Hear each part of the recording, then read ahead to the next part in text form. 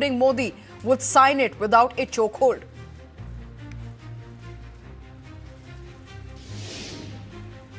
Parliamentary Affairs Minister Kiran Rijiju warns of privilege notice against Rahul Gandhi, counters Rahul Gandhi's claim with a bundle of lies jab.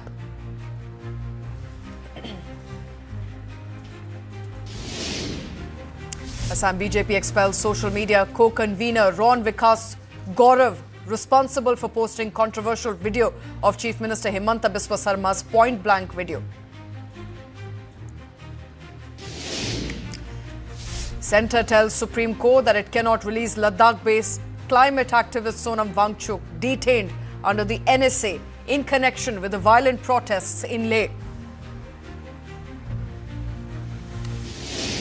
And in a dramatic twist in the Kanpur Lamborghini case, complainant's lawyer claims complainant has identified hired driver Mohan as the one behind the wheels, even as police says that business tycoon's son Shivam was driving the car.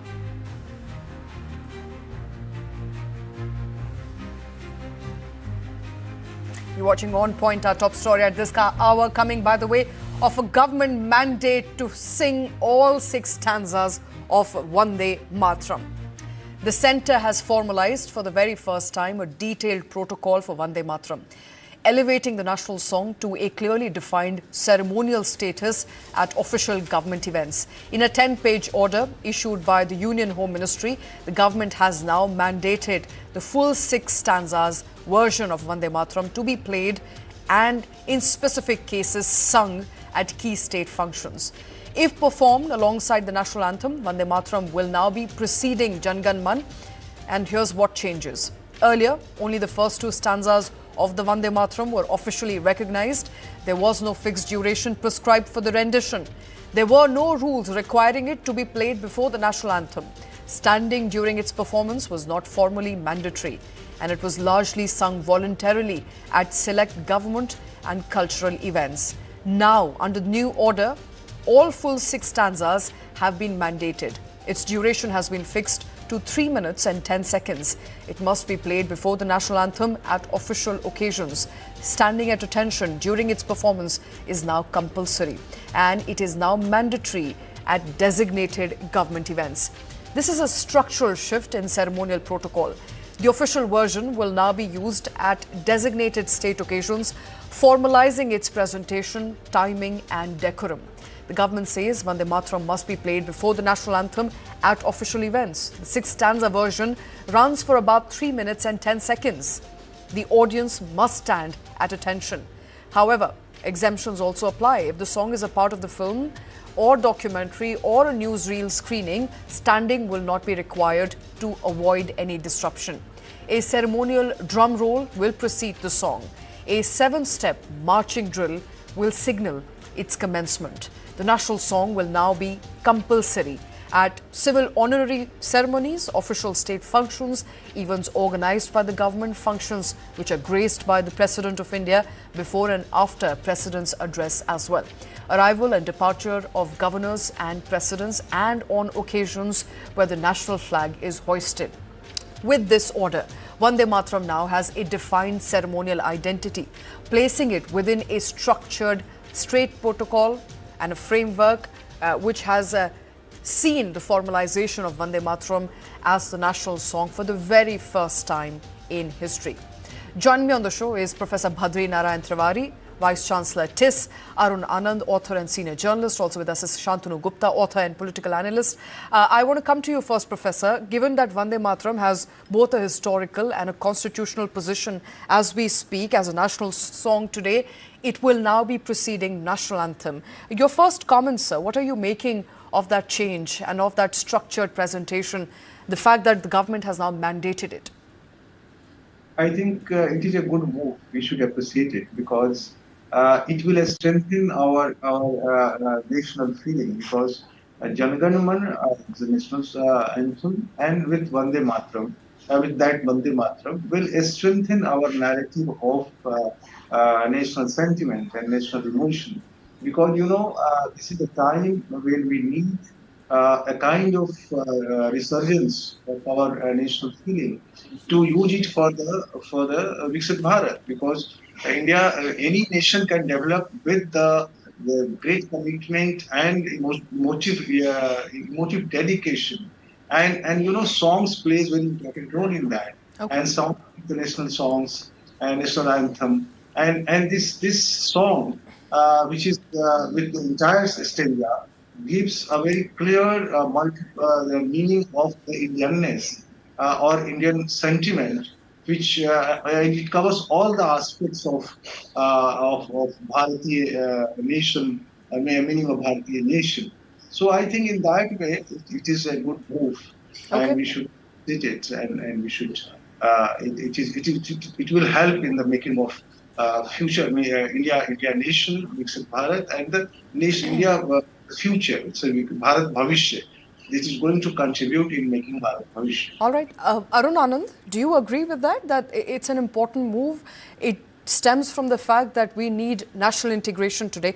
I cannot have this debate without asking of the historical objection to certain stanzas of Vande Mataram, as a result of which only the first two stanzas were adopted. But now the government says all six stanzas must be sung every time the national song is sung.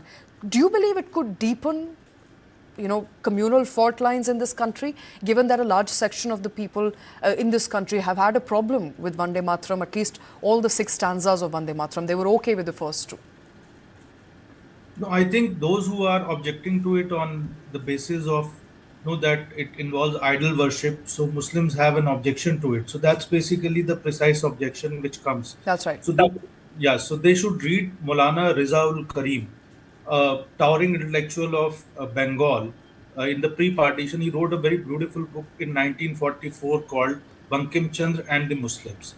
And in that, he has explained in detail that how actually when we're talking about Durga, Saraswati, Kamla, Kali in Vande Mataram, so we are talking about the deification of the Mother India, or what you call Bharat Mata, one. Second thing is that the Constituent Assembly in 1950 had already adopted it as a national song. So there shouldn't be any objection to it. Third thing is that there is a lot of conversation around that now it is preceding, Janman Gan or the national anthem. So is it taking precedence over, or is there an attempt to, kind of give superiority to Vande Mataram? So it has got a wonderful and very amazing and fascinating history. The first time Vande Mataram was sung, it was in 1896 Congress session by none other than Gurudev Rabindranath Tagore, who later composed, or who later wrote Vande Jangan Man also, the national anthem. So there is no conflict between the two. And having said that, the last point which I want to make is that, see, whether you agree with the Narendra Modi government or you don't agree with the Modi government, that's a different thing. But one has to look at it from a lens that Narendra Modi government has embarked on on a journey of restoring India's civilizational greatness. So you have to look at it from the civilizational lens, and that is why this step has been taken. That is my understanding. All right, Shantanu Gupta, do you agree with that? Obviously there are two fractions in society today. One, of course, is as we were talking about, certain Muslims who have a problem with the deification of Mother India, which is integral to Vande Mataram in at least the stanzas after the first two. That's one. Number two, of course, is that there is a popular belief that this is exactly what we agreed to, and this is India's history, this is India's culture. And many people among Muslim community itself have agreed to it, understand its historical significance, so there should be no problem. I think you're right. The iconic song, so thanks and kudos and salute to the Narendra Modi government that the iconic song written by Bankim Chandra Chatterjee in 1870 is now part of the official protocol. And in Congress, in those eras, be it Garam Dal or Naram Dal, they all sang Vande Mataram. Vande Mataram was the war cry for Swatantra Senaji and is the war cry for a lot of Indian army regiments today. So all these Muslims that you're referring, who refrain saying Vande Mataram, they can't even join the army units because that's the official war cry of multiple there are many army operations, special operations that start with Vande Mataram and end with No, but Vande Mataram. Shanta Gupta, they So don't these have are a the problem integral with part of. Vande Mataram. They have a problem with the fact that, you know, after the first two stanzas, the third, the fourth, and the fifth, and the sixth stanza particularly refers to goddess Durga, you know, various other deities of Hindus, and that is the problem. The first two stanzas were officially adopted, and Muslims are okay to sing the first two as well. There are many Muslims who come on your TV channel who have a problem saying Vande Mataram, and I'll again give the analogy of the army war cries. Bajrang Bali ki jai, Kali Mata ki jai, Durga Mata ki jai. These are the war cries of different regiments of Indian Army, which are active in Indian Army. So these Muslims who have a problem, they can't even join these army regiments. Who are these Indians who are living in India who have a problem in joining Indian Army? Right. So fundamentally, it should have been part. I think now this hypocrisy is getting over, and finally, it's part of the official protocol. I'm so happy to hear this news. You know, let me then come to the historical context, and Professor Badri Narayan, perhaps you can give us, you know, some history lessons there as to how important Vande Mataram was. And, you know, we were looking at the origin of Vande Mataram. We were looking at how historically the British were not okay with Vande Mataram because in the 1940s and the 1930s, it became not just a war cry, but a song that united India. It became a song that brought all factions of India together, and it was debated in the parliament, you know, after independence. And one of the contention was, of course, although some sections are not okay with it, but largely Vande Mataram has been a unifying song. So historically, special significance has been put to Vande Mataram, where it was seen as a rebel cry by the British forces. Yeah, indeed. Actually, both the panelists already analyzed the historical value of the Vande Mataram song, and you have actually narrated also the context, historical context. I would like to add one or two things on that. One is at that time when Vande Mataram appeared, India was in need of that kind of song because India was in need. India needed that time integration against colonialism and also enthusiasm, a commitment, a dedication, and you know this song Vande Mataram. If you read the text and analyze the meaning, it involves you, engages you, it motivates you to become committed for the nation. The using of the certain line which people have objection. I think most of the Indians that time, our panelists rightly said that it was sung in a Congress convention, and many of people. I think I from the people point of view, it was not divisive. Those lines were not divisive. They couldn't take meaning like that because by the time everyone was in that. Few people, few reactions maybe like that, but most of the people appreciated it. And it was a literary construction of a poet, and which become a national identity. And you know, that time Britishers were so afraid with these songs because the song has more power than the bullet. The song has more power than the guns and the lathis. And this song motivated many of Indians to die for the nation, to that kind of commitment, that kind of dedication that song produced. So we should remember, it is a very Right. Professor Badri, to add to that, let me quickly also bring up, you know, what really happened in early 1900s. In fact, alarmed by the rising influence of Vande Mataram, both as a song and a slogan, the British administration adopted stringent measures to curb its spread because they were alarmed by how it could unify people, and it was potentially unifying people. In fact, in November of 1905, I'm taking you back to 1905, a fine of 5 rupee was imposed on 200 students of a school in Bengal as they were guilty of chanting Vande Mataram. So we're talking about a song that has historical context, that has historically united people.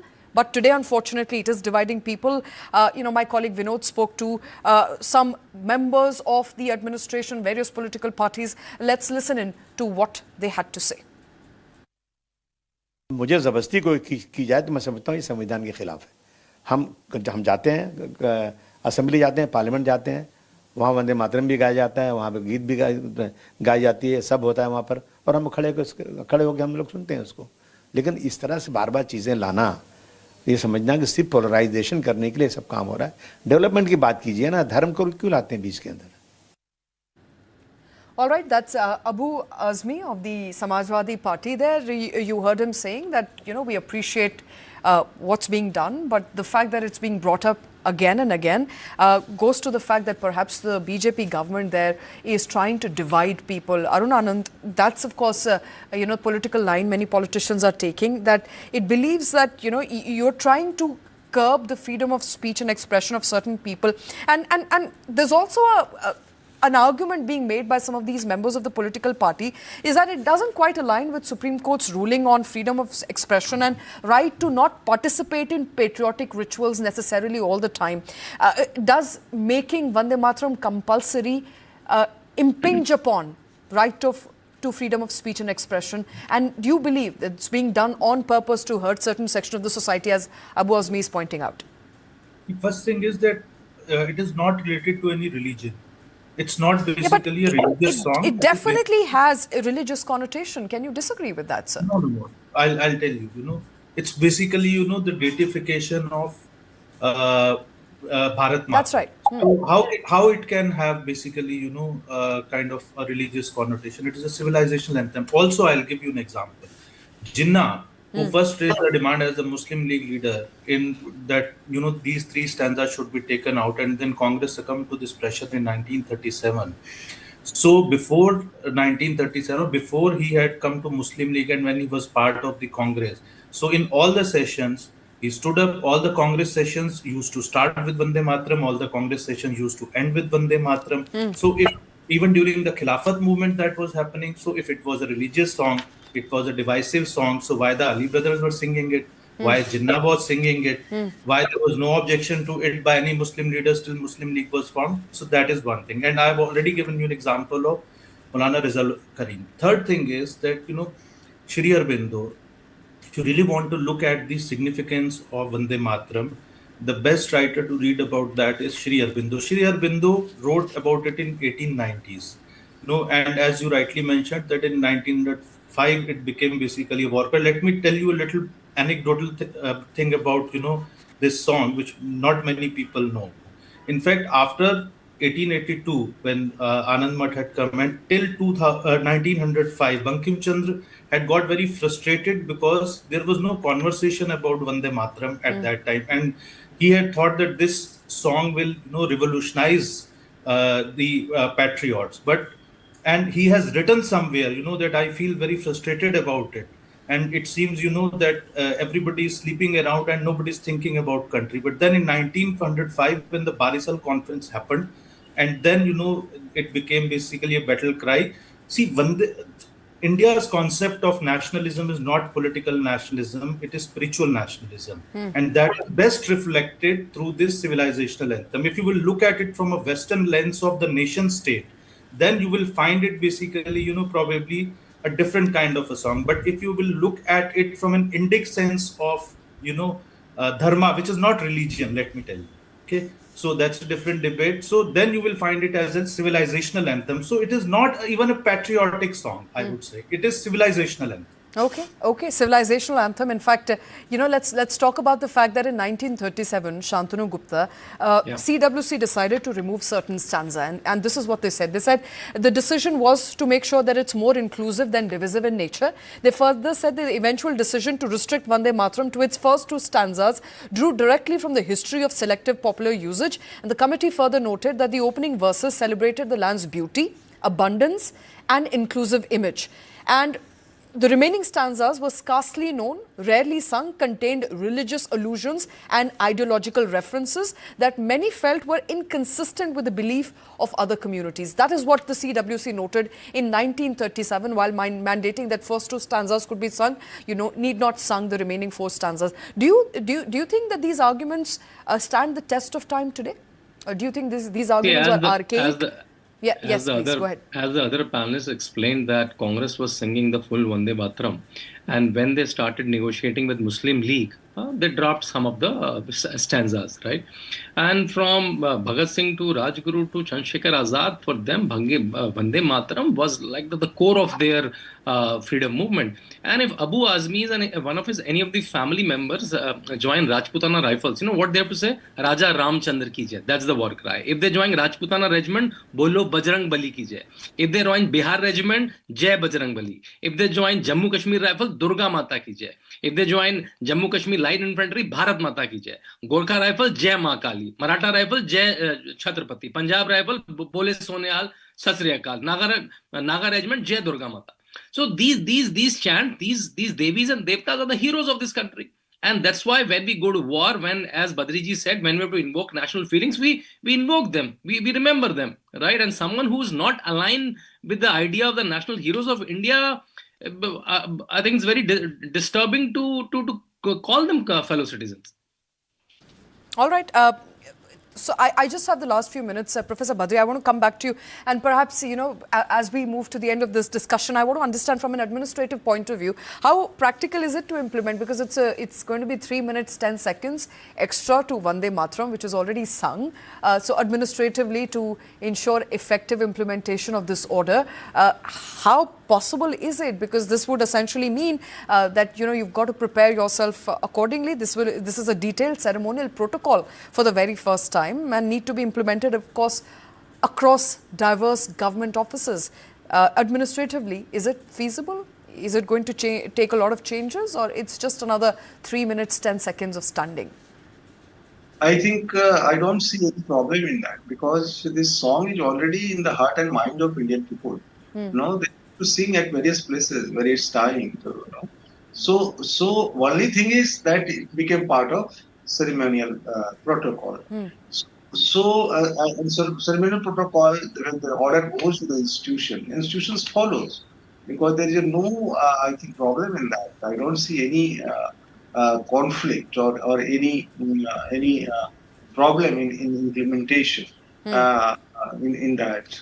Only thing is that is a reflection of what we have already in our mind and the heart. Bringing that in the protocol, nature of the protocol, and bringing that's the only thing we have to do. Otherwise, it's very no. I don't see any problem in that. Okay, Arun Anand, while the fact that there is now an officiating way, a structured way to sing Vande Mataram, how long it should be, what time should be spent on it. It's a way to formalize patriotism into governments. What could be the long-term political and cultural impact of it? Because I think this is also a turning point. We're celebrating 150 years of Vande Mataram. In your assessment, and let's also agree that this is the current government's move. The next government could go back to how the things were previously, which is mandating only first 2 stanzas. But in your assessment, if this order were to stay, what sort of long-term cultural change are you looking at in the country? It's a part of, as I earlier mentioned, a long civilizational journey which has restarted over the last 10 years, over the last around from 2014 onwards. So people might agree with it or disagree with it, but let me also tell you, there are certain governments work in 2 ways. One is sensitive governments work in 2 ways. One is to implement a rule or regulation which the society has to follow and which the society is not much aware of. The second is that there is something in the heart of society which should found manifestation in the regulation of the government, just like what happened, with the construction of the Ram temple, with the rejuvenation of the spiritual centers of Bharat during this government's time. And I think we should look at it like a work in progress. It should not be looked at in an isolated manner that this has been done particularly, to please a particular constituency or due to some political reason. I think it's work in progress as a part of the civilizational journey which started around 11 years back. And we should be looking, and this journey is going to see many more such milestones. Shantanu Gupta, there's also a redefined ceremonial hierarchy now. Vande Mataram precedes Jan Gan Man. A lot of people also are taking notice of that. What do you make of it? What do you make of this redefined ceremonial hierarchy? So earlier there was no procedure or no rule to it. So it's not only 2 stanza to 6 stanzas. Now, as you rightly said, the 3 minute and something seconds is also preceded by. I think it's just some sequences. Let's not put mind which come first, which come later. No, the but that's point is important, now, sir, because that's part of but the whenever- government document. whenever- It's protocol now to sing it Exactly, first. exactly. So yeah, you first Vande Mataram first, followed by Jan Gan Man, and a lot of programs that we go from last 7, 8, 10 years. It's anyways following. Now it's become the part of the protocol. I think so happy. I think it's good. Them last 11 years we are shedding our apologetic nature, right? When I go to UK, their calendar has a Christian cross. Nobody has a problem. When I go to Oxford, there's an official church of Oxford. When George Donald Trump to anyone takes an oath in US, they take oath on a Bible and go to a particular church before the ceremony. We are all fine with that, right? So let's not be apologetic. I think let's celebrate India at it was thousands and thousands of years. We are the only civilization which is surviving. Rest all are very new people. So I think good. We are going back to our roots. All right, gentlemen, thank you very much for taking time out for joining us on the show. Professor Bhadri, Arun Anand, Shantanu Gupta. It's an important debate. There is now a protocol as far as Vande Mataram is concerned. It's to be sung for 3 minutes and 10 seconds, and it has to be sung before Jan Gan Man, making the national song, giving it a historical importance and putting it in official documentation as to how it should be sung, when it should be sung, under what circumstances. This is for the very first time Vande Mataram has gotten the due it has long deserved. Time now for a very short break. We'll be back in just a bit.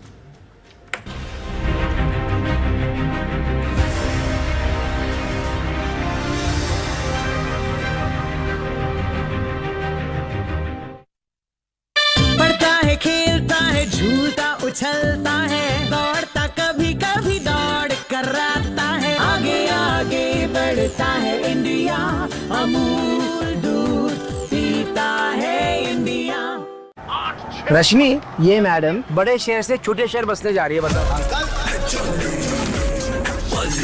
छोटे छोटे शहरों में ही तो है बड़े बड़े अखाड़े, नए नए दावपेच सीखेगी और फ्यूचर में मेडल जीतेगी। पर बेटा, इनका फ्यूचर? बड़े पापा, SBI लाइफ से इनका फ्यूचर सिक्योर है। अभी तो इसकी जीत के इरादा पक्का है। करो पूरे अपने इरादे, अपनों से किए सभी वादे। SBI लाइफ अपने लिए, अपनों के लिए। To be on top of the game, it demands precision and skill, focus and timing, to be adaptable and agile. And when beaten down, to only come back stronger. That's why, leading the Kolkata Royal Tigers, I feel the same adrenaline rush I've experienced over the decades. Indian Racing Festival, time to gear up India.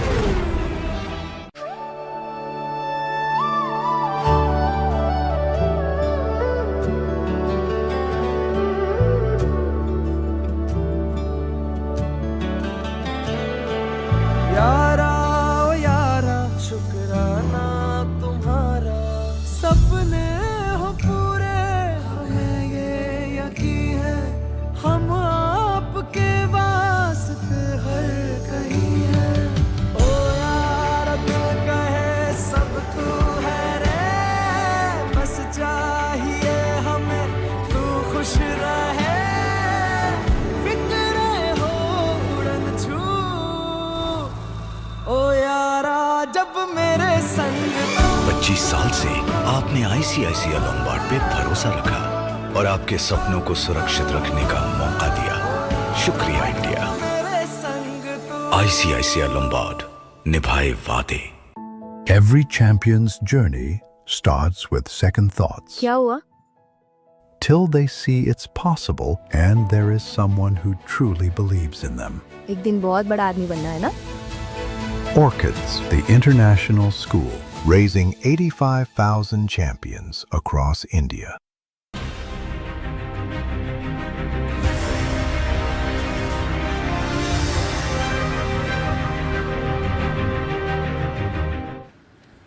Welcome back. You're watching News9 with me, Shweta Kothari. The United States wants stable and strong ties between Bangladesh and India. This comes as Dhaka heads into a crucial general elections. In an exclusive conversation with Reuters, the US ambassador to Bangladesh said that Washington would like to see a good relationship between Dhaka and New Delhi to support regional stability. This comes as India-Bangladesh ties have sharply cooled following the ouster of former Prime Minister Sheikh Hasina, who has since taken refuge in India. But this is bigger than diplomacy. Washington is now planning to offer US and allied defense systems to Bangladesh's next government, positioning them as an alternative to Chinese hardware. The aim? Counter China's growing military footprint in South Asia. The US says it is concerned about deeper Chinese engagement and wants to clearly flag the risks going forward. At the same time, Washington says it will engage with whichever government is elected by the Bangladeshi people. China, meanwhile, has already moved aggressively.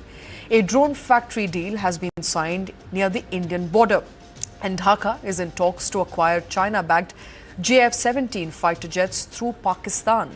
For Washington, this signals a strategic shift in Bangladesh's defense posture. Beyond defense, the US is also pushing commercial diplomacy. American firms are keen to invest, but only if Bangladesh signals it is open for business. High taxes and difficulties in repatriating profits remain major hurdles. Despite its population of 175 million people, Bangladesh has very few major US brands on the ground. Where the US maintains clear leverage is humanitarian support. Washington remains the largest donor for Rohingya refugees in Bangladesh. But it is urging global partners to share that burden as well, as UN funding shortages have already led to ration cuts and school closures, especially affecting the people of Bangladesh, as well as the burden it has by the way of Rohingya refugees. Joining me on the show is Ambassador Baswati Mukherjee, author and former diplomat. Also with us is Professor Swaran Singh from School of International Studies, JNU, and Major General Sudhakarji is a defense and geopolitical expert. Thank you very much, all of you, for taking time out. Ambassador, I want to come to you first. How significant is the US push for better India-Bangladesh ties, and what does it tell you about Washington's South Asia strategy? Well, it couldn't have come at a better time, since initially it appeared that the US deep state had actually engineered the developments that had led in the first instance to the downfall of Sheikh Hasina's regime, and then the intense anti-Hindu feelings, and which also extended to Buddhists, to Sufis, to Shias, etc. There was no word of condemnation from Washington with regard to the lynching of Hindus and minorities, etc. And there was some disturbing news about engagement of the American ambassador in Bangladesh engaging with the Jamaat, which is known for being completely pro-Pakistani, which had actually worked with the Pakistanis in the 71 war, which took place after the genocide of the Pakistani army, etc. So clearly, there has been a reset in American foreign policy in this crucial part of South Asia, which is of immense importance to us, given the growing Chinese footprint directly and through Pakistan in Bangladesh. Naturally, we would await, like the rest of the world, the results of the referendum and the election. Attempts to change the Bangladesh constitution are also matters which affect us in the sense that it might disturb the entire secular pattern on the basis of which the nation now called Bangladesh was created in the first instance, to demonstrate that language, culture and civilization is more important to Bangladesh than religion. All right. We have to wait how things work out. All right. I think those elections are very crucial, and I'm going to pick your brains on that as well. But Professor Swaran Singh, if I were to understand US's latest stance, it feels like US first engineered a coup in Bangladesh, supported the students to ensure that Sheikh Hasina and her government, the Awami League, falls, and is now concerned with what's transpiring by the way of Chinese influence. Are they going back and they finally realize that India as a partner to Bangladesh is better than Pakistan and China as a partner to Bangladesh? Very clearly, Shweta, whatever the United States does in South Asia, And I do want to underline that two former prime ministers of South Asia, Sheikh Hasina of Bangladesh and Imran Khan of Pakistan, have openly, publicly said that fall of their government was partly because of United States effort to bring them down. Now, whatever US, as I said, does in South Asia has clear focus on, browbeating China's growing influence in the region. So that apparently is the main concern that would drive United States into engagement of this kind. Apparently, to me, I will vary here compared to Ambassador's analysis. To me, this reflects a bit of discomfort, because if newly appointed ambassador Brent Christensen was in communication and interaction with Jamaat, why it is that 3 days before the elections such an agreement has to be finalized. And of course, China, openly ambassadors speaking about United States providing military aid, not just itself, but also with its allies, to find alternatives for Bangladesh to China. Is Bangladesh looking for alternatives? China is the biggest supplier of defense equipment to Bangladesh, and almost monopoly in high-tech construction and main road corridors, etc., etc. From 2004 or so, largest imports to Bangladesh come from China.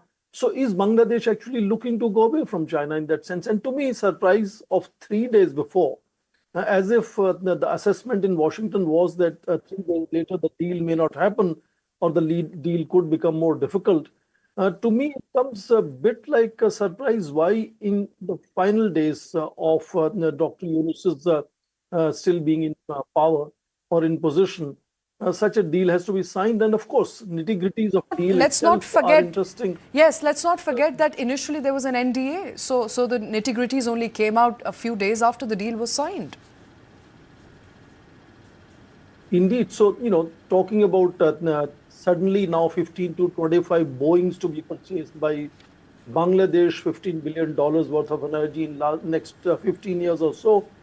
One is not sure how will Bangladesh do it. Look at their economy, which has decelerated enormously in last 1 year or so. Enormous unemployment. The main export of Bangladesh, virtually 80% of export is ready-made garments, which primarily about $10 billion out of the total trade of $55 billion go to United States. Most of those factories are now down, enormous unemployment. How is Bangladesh going to meet these requirements that United States is placing upon them? And the whole talk of zero tariff for certain ready-made garments is also very interesting. This will depend on man-made US origin cotton yarn, which will be so expensive. Absolutely. And of course very expensive. Freight cost, freight cost added to China and India. That's right. So Professor Swaran Singh, does it look like Yunus has bitten more than he can chew? That he's thankful to United States for giving him the position of authority that he's enjoyed, and so now it's payback time?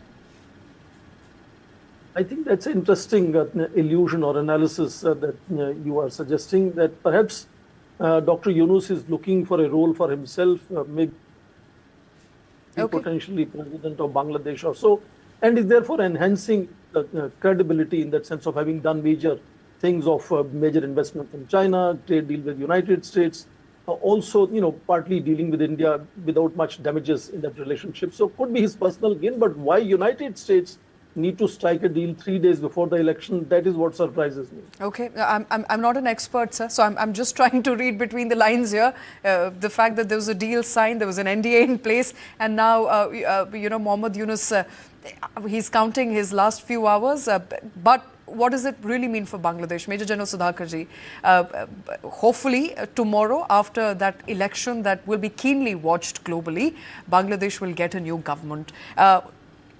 You heard Professor Swaran Singh there. Is Bangladesh even looking for an alternative? China is very deeply entrenched into the infrastructure development in Bangladesh. So does it make any sense for them to realign with India? What could be the recalibrations the new government will have to do when it comes to better ties with India? And can they manage to be in a standoff-like situation with India for years to come? Shweta, good evening. Thank you for inviting me for your show. My greetings to the distinguished co-panelists. As far as the question that you have raised, as a military man, what comes to my mind is that in the entire narrative that we are discussing this evening in your show, the central issue is not strategic reset, because strategic reset, as I look at, has got a perspective of impulsive, inconsistent, incoherent response matrix of United States of America, so as to go in for an effective strategic rivalry to push back China's deep penetration into Bangladesh. 82% of military hardware is being imported since 2020 till date by Bangladesh. You talk about Pekua submarine base, the dockyard where the submarines, as on now when we are talking, there are 2 submarines docked there. You talk about the bridge across the Padma River, talk about the pipeline, talk about the railway, the national highway, talk about any kind of infrastructure. China has spent out of $38 billion committed back in 2013-14, out of 38 billion, 20 billion, close to 20 billion has already been applied on the ground. That is the kind of penetration. The stock exchange has been taken over by the consortium of bankers of state-owned enterprises by China. That is the deep penetration. There is a 3-dimension force which China is making, modernizing the Bangladesh Navy. Apart from this, be mindful of the fact that recently there are large number of Bangladesh delegations have visited China more than 6 to 10 times in past about 1.5 years. Why did they go there? They were trying to negotiate with China for buying the JF-17 Thunder, that is the 4th generation aircraft which is coming in a big way in a foreseeable future. Apart from that, they are also through Pakistan, they're going in for Jet-10C. Jet-10C is also a state-of-the-art aircraft. They're being developed in collaboration with China. What it means is that when you buy such kind of a capital and technological intensive product or a platform, it puts the country into a binding commitment of the ecosystem. The spare parts, the software upgrades, you talk about the pilot training, and you have the entire ecosystem which makes the country eternally, if not eternally, dependent in a long time perspective. And therefore, what it brings me to is that America is doing a good thing, because there has been a kind of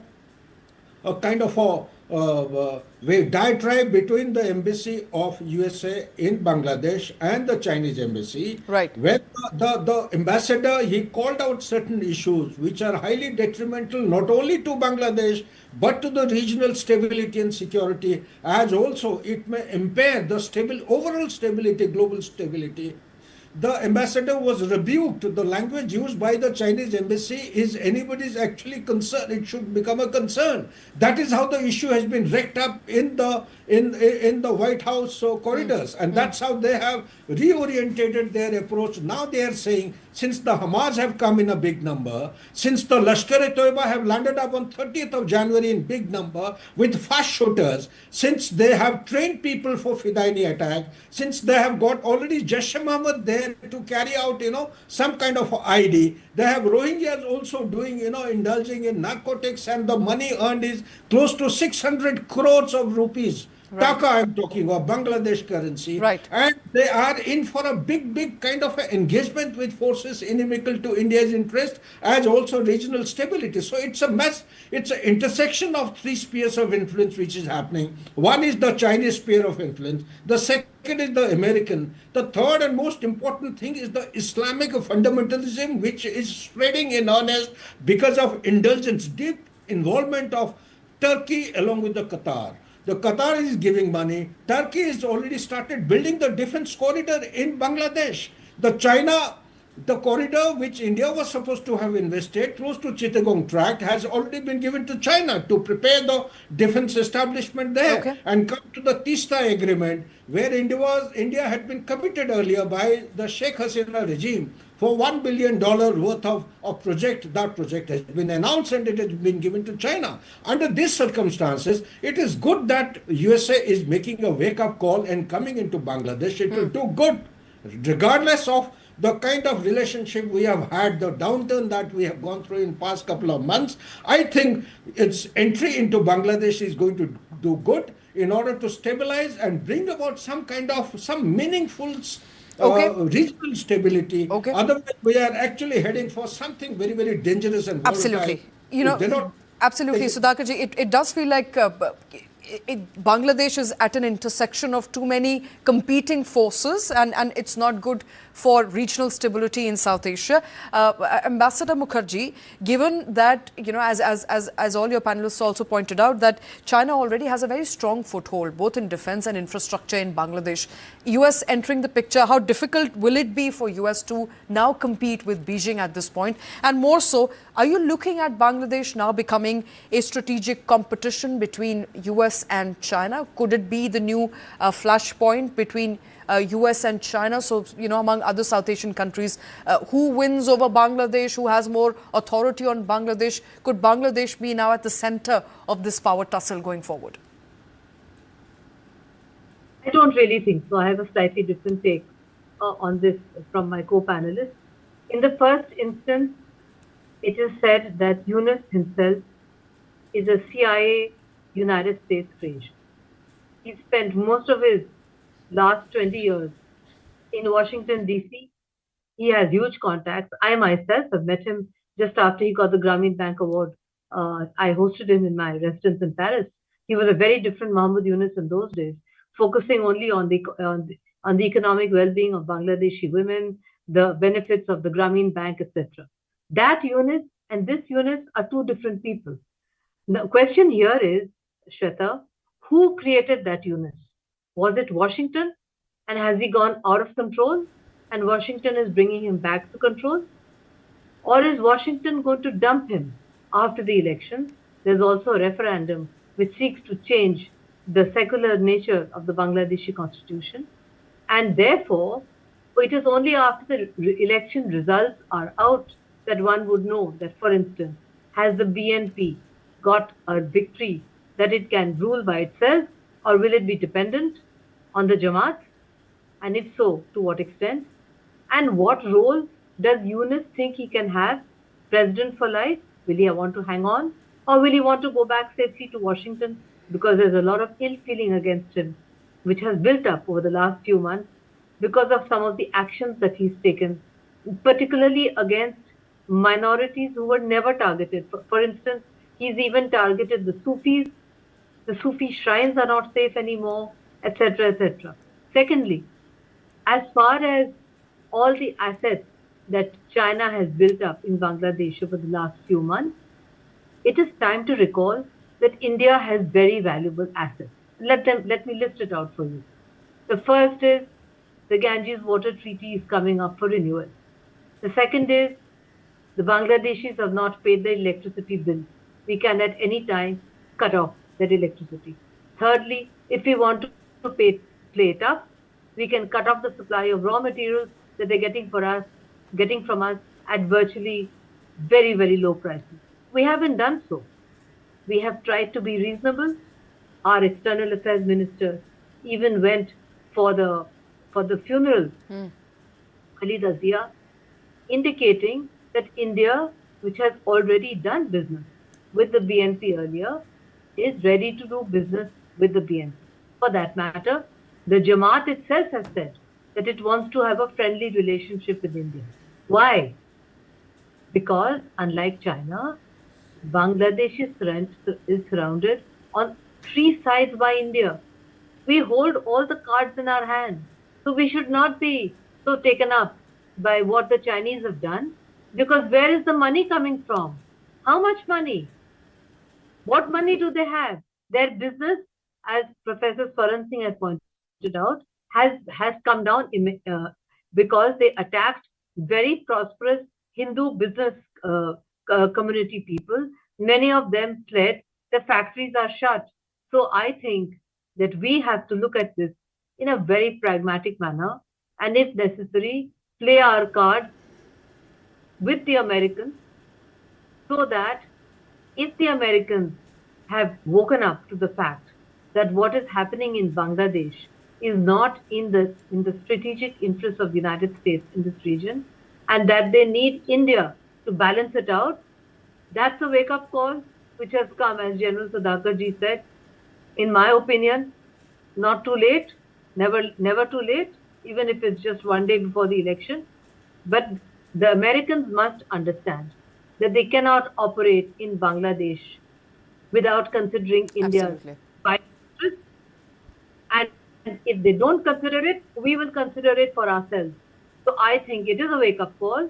I do think that the efforts that have been made in the past by our government to reset and recalibrate the tensions with Washington, which we've seen have now come down drastically, has perhaps also influenced in the way, Shweta, I'm not an astrologer, the approach of United States now suddenly veering from one side to the other. This is very important. As far as those aircraft are concerned, those aircraft Pakistan has limited number. Are they going to give limited number of those aircraft to Bangladesh free of cost? Certainly not. Pakistan is a completely bankrupt state. So who's going to fund it? Is Qatar going to fund it indefinitely and destroy and damage their relationship with India? The Turks may do it, not the Qataris. The Qataris are pretty smart. They know how to use their interest. So I would say that I am fairly optimistic that the American intervention has not come too late. So it's better late than never. And that I perhaps finally be able to move the cards back to our side of the table and be able to do some damage control and have a decent working relationship with the new government. All right. Ambassador, you sound hopeful, Ambassador. Since it's about security, defense, let me come to Sudhakarji before I come to Professor.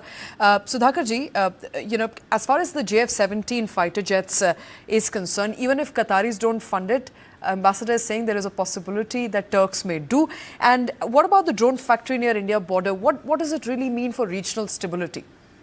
No, I dare not actually contest what Ambassador Ma'am has articulated. She deserves to have the final say on everything. She's an authority. But being a military mind, you see, we are trained. Unfortunately or fortunately, my mind will always work, prepare and prevent, repair and repent.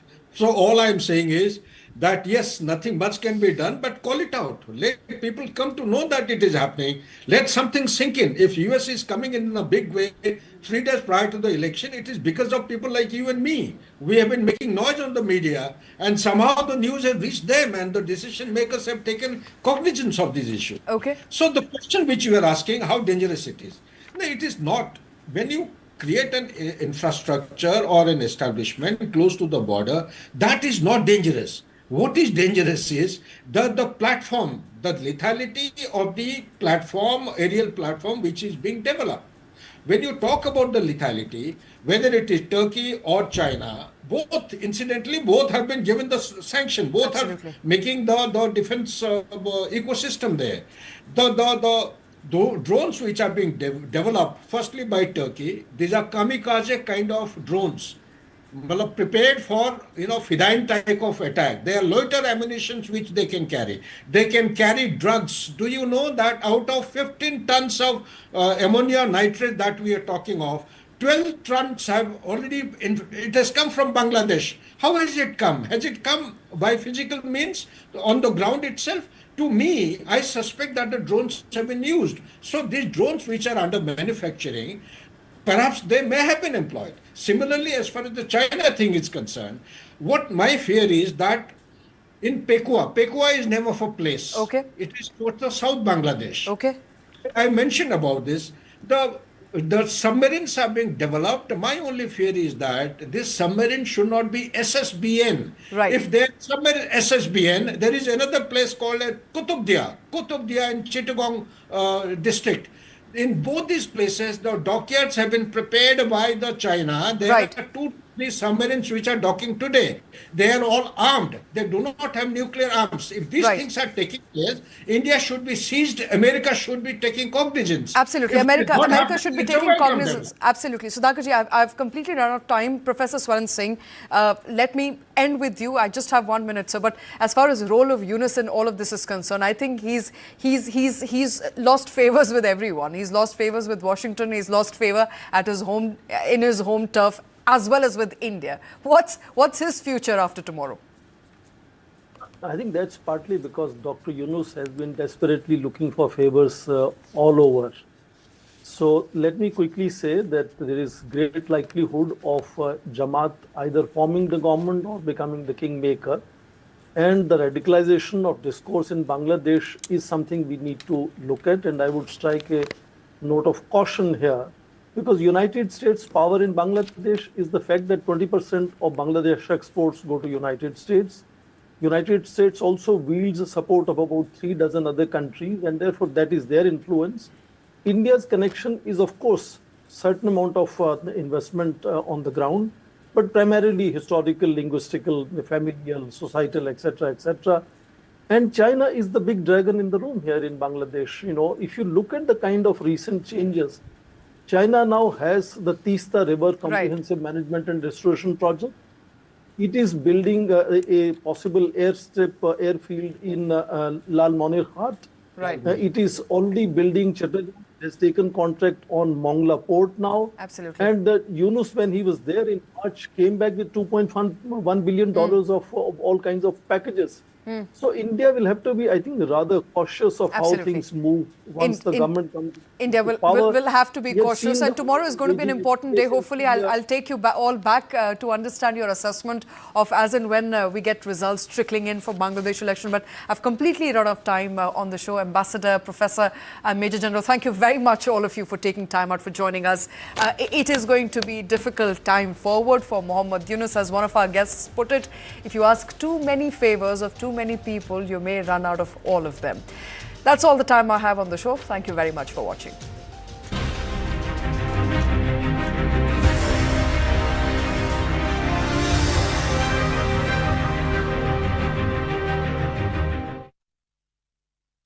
Ever wondered what makes the night come alive? Where flavors, lights and laughter dance in harmony. When the sun sets, stories